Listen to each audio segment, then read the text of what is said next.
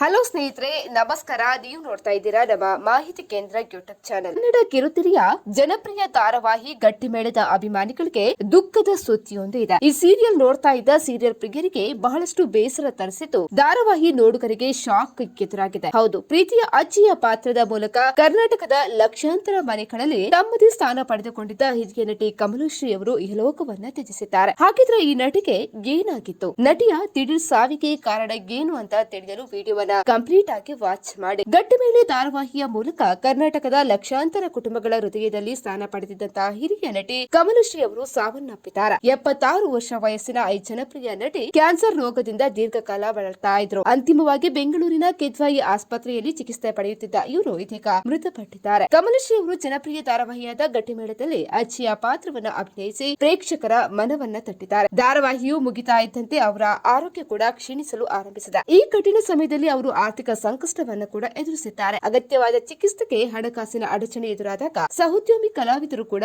ಮುಂದೆ ಬಂದಿದ್ದಾರೆ. ನಟಿ ಉಮಾಶ್ರೀ ಮತ್ತು ನಿರ್ದೇಶಕಿ ಗಿರಿಜಾ ಲೋಕೇಶ್ ಸೇರಿದಂತೆ ಅನೇಕರು ಕಮಲಶ್ರೀ ಅವರಿಗೆ ನೆರವನ್ನ ನೀಡಿದ್ದಾರೆ. ತಮ್ಮ ಜೀವನದ ಕೊನೆ ಕಾಲದವರೆಗೂ ಅವರು ತಮ್ಮ ಕಲಾತ್ಮಕ ಬದುಕಿನಿಂದಾಗಿ ಜನರಲ್ಲಿ ನೆನಪಾಗಿ ಉಳಿದಿದ್ದಾರೆ. ಅವರ ನಿಧನವು ಕನ್ನಡ ರಂಗಭೂಮಿ ಮತ್ತು ಚಿತ್ರರಂಗಕ್ಕೆ ತುಂಬಲಾರದ ನಷ್ಟ ಆಗಿದ್ದು, ಅವರ ಅಭಿನಯ ಮತ್ತು ಸಾಧನೆಗಳು ಅವರ ಅಭಿಮಾನಿಗಳು ಮತ್ತು ಸಹೋದ್ಯಮಿ ಕಲಾವಿದರ ಹೃದಯಗಳಲ್ಲಿ ಚಿರಸ್ಥಾಯಿಯಾಗಿ ಉಳಿತಾವೆ. ಸ್ನೇಹಿತರೆ, ನಾವು ಮಾಡಿರುವಂತಹ ವಿಡಿಯೋ ಇಷ್ಟ ಆದಲ್ಲಿ ವಿಡಿಯೋಗೊಂದು ಲೈಕ್ ಅನ್ನು ಕೊಡಿ. ಅದೇ ರೀತಿ ನೀವು ಕೂಡ ಅವರ ಫ್ಯಾನ್ ಆಗಿದ್ರೆ ಕಮೆಂಟ್ ಮಾಡಿ ಹೇಳಿ. ಇನ್ನು ಮತ್ತಷ್ಟು ಅಪ್ಡೇಟ್ಗಾಗಿ ನಮ್ಮ ಚಾನೆಲ್ ಅನ್ನು ಕೂಡ ಸಬ್ಸ್ಕ್ರೈಬ್ ಮಾಡ್ಕೊಳ್ಳಿ.